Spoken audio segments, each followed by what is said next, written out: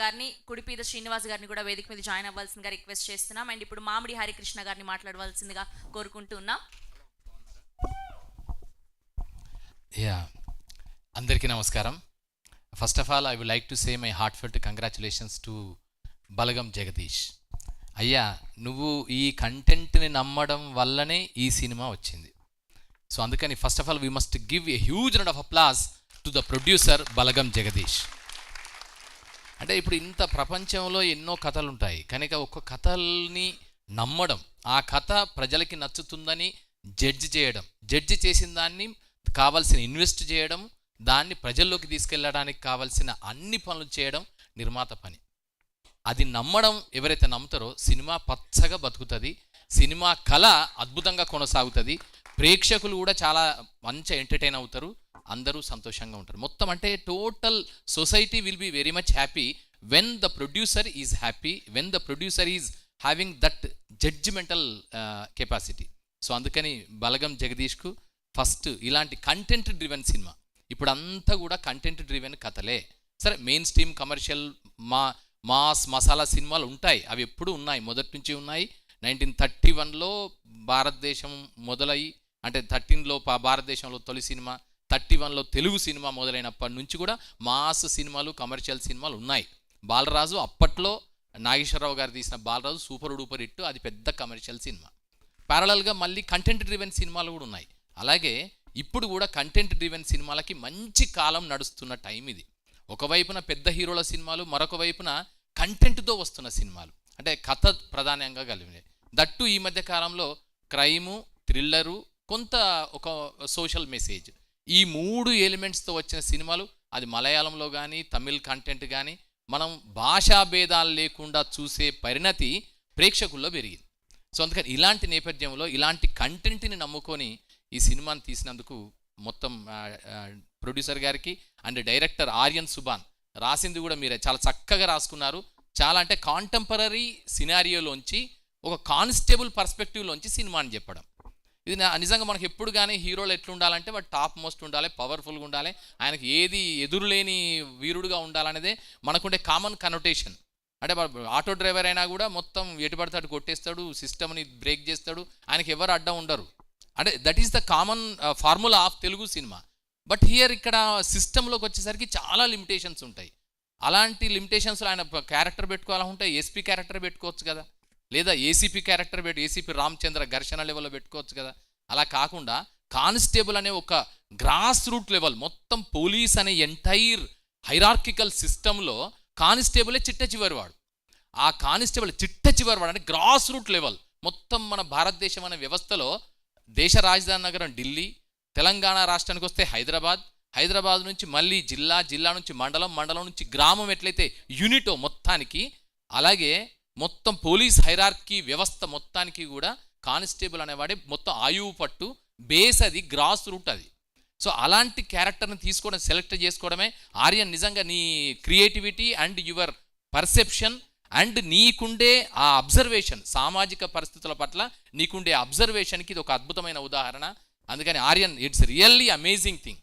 అందుకని నీకు శుభాకాంక్షలు. అలాగే వరుణ్ సందేశ్, అంటే నేను ఎందుకు ఇవాళ ప్రయారిటీస్ చెప్తున్నా, వరుణ్ సందేశ్ ఎందుకంటే వరుణ్ సందేశ్ గారు మనకు మొదటి నుంచి ఆయన యుఎస్లో ఉన్నాడు, జీడికుంట వారి వారసుడు. జీడికుంట గారు చాలా అద్భుతమైన సాహితీవేత్త. ఆ సాహిత్యం నుంచి సినిమాలకు వచ్చాడు, అంటే గమ్మత్తైన జనరేషన్ వాళ్ళది. సో అక్కడ యుఎస్లో ఉన్నాడు, మొత్తం యుఎస్లోనే ఉన్నవాడు, అంటే ఆ యుఎస్ స్టైల్. కానీ ఇక్కడికి వచ్చిన తర్వాత మనకు హ్యాపీ డేస్లో చాలా అద్భుతంగా నటించాడు. అందరి అంటే he is the boy next door అన్నట్టు అయిపోయాడు. అందరికీ, అమ్మాయిలకైతే హార్ట్ థ్రాబ్. తర్వాత కొత్త బంగారు లోకం, ఎక్కడికో వెళ్ళిపోయాడు. సో తర్వాత ఆయన ట్రాన్స్ఫర్మేషన్ని ఎంత అద్భుతంగా చెక్కుకుంటూ వచ్చాడు. అంటే ఒక సెలబ్రిటీ అనే వాళ్ళు దాన్ని ఉండడం, దాన్ని కాపాడుకోవడం ఎంత కష్టం అంటే అంత కష్టం. కానీ దాన్ని తనకి తాను ఎప్పటికప్పుడు తనని మార్చుకుంటూ వచ్చాడు. బిగ్ బాస్లోకి వచ్చాడు, తర్వాత మళ్ళీ వేరు క్యారెక్టర్స్ చేసుకుంటూ ఇప్పుడు కానిస్టేబుల్ క్యారెక్టర్లో ఒదిగిపోతున్నాడు. అని నిజంగా వరుణ్ సందేశ్ లాంటి ఇమేజ్ కానీ, ఆ ఇమేజ్ కోసం కొట్లాడాలనుకునే వాళ్ళు కానీ ఎవరు ఒప్పుకోరు జనరల్గా. కానీ ఆయన ఒప్పుకున్నాడు, ఎందుకంటే కంటెంట్ ఆయనకు నచ్చింది, ఆయన తనని తాను కొత్తగా చూపించుకుందాం అనుకున్నాడు, ప్రజలకి, ప్రేక్షకులకి ఒక మంచి విషయాన్ని చెప్దాం అనుకున్నాడు. అందుకని వరుణ్ సందేశ్కి ఒక్కసారి we must give a huge round of applause to Varun Sandesh brother. నిజంగా రియల్లీ గ్రేట్. ఎందుకంటే ఆయన జర్నీ ఎక్కడి నుంచి మొదలై ఎటు నుంచి వచ్చేసింది అంటే గ్రాస్ రూట్కి వచ్చేసింది. అక్కడెక్కడో యూఎస్ నుంచి మొదలై ఆయన లైఫ్ జర్నీ గ్రాస్ రూట్ లెవెల్కి వచ్చి రావడం అనేది, అంటే మూలాల్లోకి రావడం అనేది ఇది అద్భుతం. అలాగే మధులిక వారణాసి, మన అందరం హీరోయిన్లు అనగానే నాన్ తెలుగు ముంబాయి ఇంపోర్టెడ్ ఇలా అనుకుంటాం. బట్ మధులిక వారణాసి తెలుగు అమ్మాయి, అంచమైన స్వచ్ఛమైన తెలుగు అమ్మాయి, చక్కగా తెలుగు మాట్లాడి తెలుగు సొంతంగా డబ్బింగ్ చెప్పుకోగలిగిన అమ్మాయి.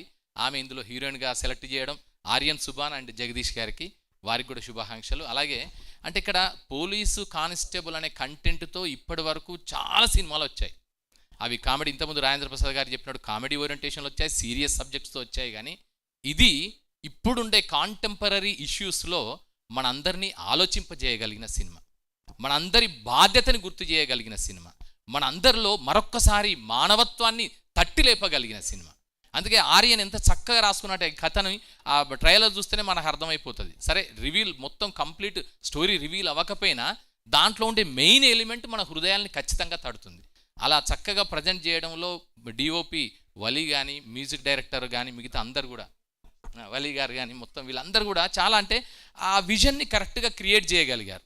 సో అందుకని వారందరికీ టీం మొత్తానికి శుభాకాంక్షలు తెలియజేస్తూ ఈ కార్యక్రమానికి వచ్చేసారి చాలామంది, పవన్ ఉన్నాడు, తర్వాత జగదీష్, ఇంతకుముందు పుష్ప జగదీష్ తమ్ముడు పుష్ప జగదీష్ ఉన్నాడు, అండ్ శివారెడ్డి గారు మన అందరికీ తెలిసిందే. శివారెడ్డి గద్దర్ నర్సన్ మన అంటే మా బ్రదరే, ఇక గద్దర్ నర్సన్ అంటే మా బ్రదరే కనుక అంత ప్రేమ. సో గద్దర్ నర్సన్ కానీ, శివారెడ్డి గారు కానీ అందరు కూడా ఎవ్రీబడి హ్యాడ్ కార్వర్డ్ దేర్ ఓన్ నీచ్, వారి వారి ముద్ర వేసిన వారు. ఇక్కడ ఎవరు తక్కువ కాదు. శివారెడ్డి గారు దాదాపు 150 సినిమాలు నటించారు, హీరోగా నటించారు, తనదైన ముద్ర వేశారు. అలాగే గద్దర్ నర్సన్న పాట అసలు వినిపించని తెలంగాణగా తెలుగు రాష్ట్రాలే లేవు. ముఖ్యంగా రాజకీయ పాటలు కావచ్చు, మిగతా పాటలు ఏవైనా కూడా, సినిమా పాటలు కావచ్చు, జానపద గీతాలు కావచ్చు, ఆయన గొంతు కేర్ ఆఫ్ అడ్రస్గా నిలిచింది. అలాంటి నరసన్న గారు, తర్వాత మిగతా మిత్రులందరూ కూడా ఉన్నారు చాలామంది, అందరికీ కూడా శుభాకాంక్షలు తెలియజేసుకుంటూ వన్స్ మోర్ ఇంపార్టెంట్ ఏంటంటే మీ అందరం ఇక్కడ గెలవడానికి ఒకే ఒక్క కారణం ఎవరంటే, సరే జగదీష్ గారు కానిస్టేబుల్ అనే సినిమా కంటెంట్ ఒకటైతే, రెండవ ఐటెం ఏంటంటే Harsha. Really Harsha is very passionate film maker. ఆయనకు సినిమా అంటే విపరీతమైన ప్రేమ. ఆయన సినిమాని ఆరాధిస్తాడు, సినిమాని ప్రేమిస్తాడు, సినిమాని ఆవహించుకున్నవాడు. సో అలాంటి హర్ష ఈరోజు డైస్ అనే ఒక వ్యవస్థను ఏర్పాటు చేసి సినిమా ప్రమోషన్లో తనదైన భాగస్వామ్యం చేస్తూ ఇప్పుడు అందరినీ ఇక్కడ కూర్చడానికి, అందరినీ తీసుకురావడానికి ప్రధాన కారణం. ఇంత చక్కగా అద్భుతంగా నిర్వహించినందుకు డైస్ మీడియా హర్షకి అండ్ ఎంటైర్ టీమ్కి శుభాకాంక్షలు తెలియజేసుకుంటూ, ఖచ్చితంగా బ్రదర్ ఈ సినిమా మీకు ఒక మంచి ఆలోచనను రేకెత్తిస్తుంది, ఒక సామాజిక బాధ్యతను గుర్తు చేస్తుంది, అండ్ ఎంటర్టైన్మెంట్ కూడా ఇస్తుంది. ఒక్కసారి మనం థియేటర్లోంచి బయటకు వచ్చేప్పుడు మాత్రం మళ్ళీ ఒక్కసారి మనసుని ఇట్లా ఒకసారి చిక్కబెట్టుకొని మనం మంచిగా వస్తాం. అంటే సినిమా మంచిగా, ఒక మంచి సినిమాను చూసాము, ఒక చక్కని సామాజిక బాధ్యతని మళ్ళీ మనం గుర్తు చేసుకుందామనే ఒక స్ఫూర్తిని మాత్రం ఖచ్చితంగా ఇస్తుందని నమ్ముతూ, దీనికి కారణమైన డైరెక్టర్ ఆర్యన్ సుభాన్కి మరొక్కసారి శుభాకాంక్షలు తెలియజేసుకుంటూ, జగదీష్ గారికి శుభాకాంక్షలు తెలియజేసుకుంటూ వందనాలు. థ్యాంక్ యూ అండి. అండ్ ఇప్పుడు ప్రొడ్యూసర్ బలగం జగదీష్ గారిని మాట్లాడవలసిందిగా రిక్వెస్ట్ చేస్తున్నాం. కానిస్టేబుల్ అంటూ ఇంత అద్భుతమైన సినిమా